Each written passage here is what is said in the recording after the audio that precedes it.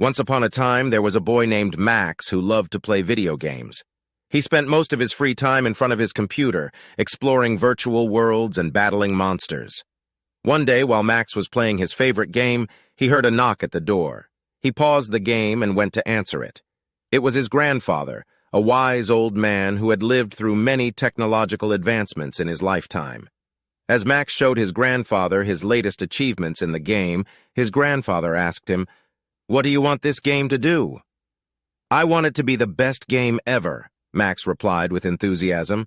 His grandfather smiled and said, "The best way to predict the future is to invent it." Max was confused. "What does that mean?" he asked. His grandfather explained, "It means that if you want to make something great, you have to start by creating it yourself. You have to use your imagination and your skills to invent something that will make a difference." Max thought about this for a moment.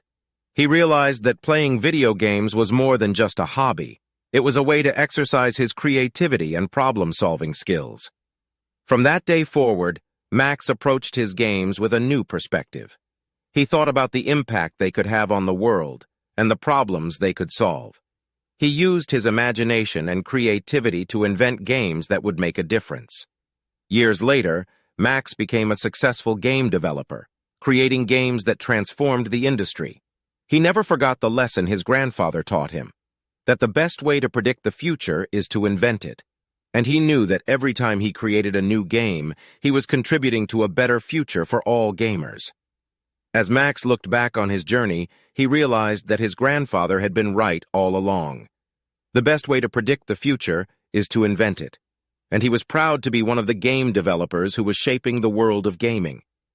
Max knew that the gaming industry would continue to evolve and that he had a role to play in that evolution.